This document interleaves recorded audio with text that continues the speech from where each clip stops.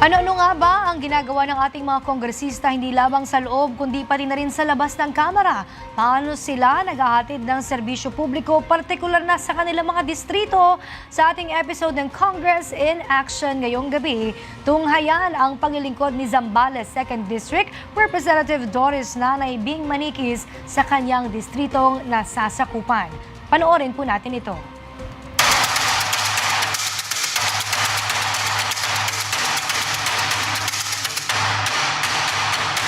Pagdating sa ikalawang distrito ng Zambales, hindi lang sa sektor ng kalusugan at edukasyon nakatuon ang mga programa ni Representative Doris Nanay Bing Maniquis. Patuloy din niyang isinusulong ang mga inisyatiba na layong palakasin ang turismo at kabuhayan ng kanyang mga nasasakupan.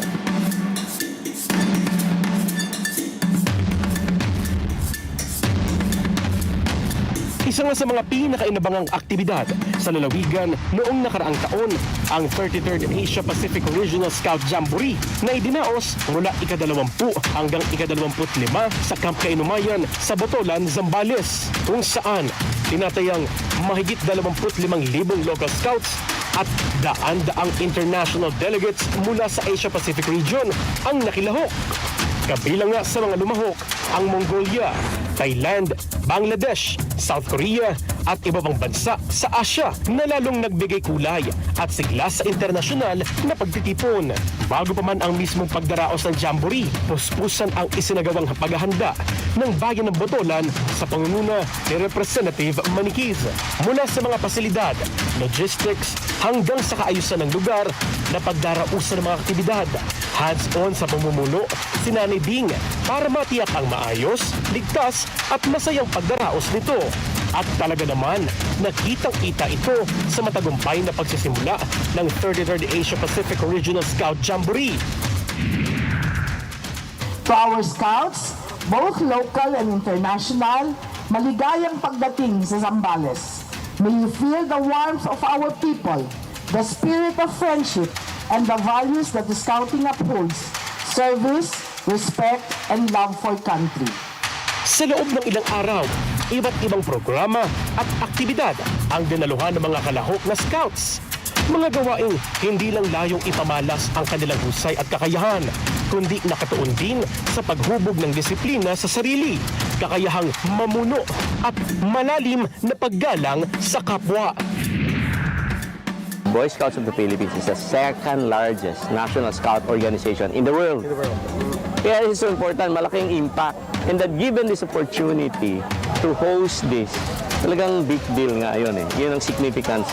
And we are happy that the LGU stepped up. Like manner, the President, no less our Chief Scout, issued the necessary order to ensure the success of this Jamboree, this Asia Pacific Regional Jamboree, which is international level.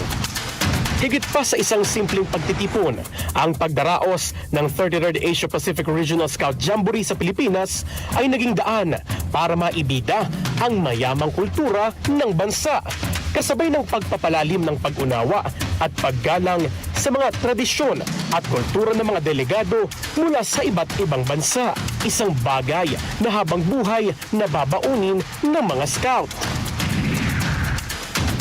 Sa iyong camping, I look forward na sa mga activities na may matutunan na pa yan. I'm ready. Masaya po since kahit dito pa lang po, nararamdaman ko na po yung Jamboree kasi po dito na po nakikilala yung iba't ibang scouts mula sa iba't ibang lugar or iba't ibang bansa. Isang karanasang itinuturing ng maraming scouts, lokal man o internasyonal, na once-in-a-lifetime experience na hindi lang nagpatibay sa kanilang pananampalataya sa scouting, kundi pati na rin sa pagkakaisa at pagkakaibigan ng mga kabataan mula sa iba't ibang panig ng mundo. My experience at Jamboree has been great. Everyone's been so friendly, and I've been able to try some really good food I don't get to try in America. Seeing everyone's culture from around the world, so I can actually be exposed, because I love learning about new culture whenever I come across. Take chances for stuff like this. Things like these are a once-in-a-lifetime opportunity, and you should always jump at the chance trying to go to these locations. Sa loob ng halos isang linggo, Nagsilbing tahanan ng libo-libong scouts ang Camp Zambales. Isang tahanang pinuno ng pagkakaisa, disiplina at pagpapahalaga sa kultura. Patunay ito na sa pagbibigay ng sapat na suporta at pagkakataon sa ating mga kabataan, tiyak na matatanim ang binihi ng isang mas matibay at mas maaliwalas na kinabukasan. Para sa Zambales at para sa buong bansa.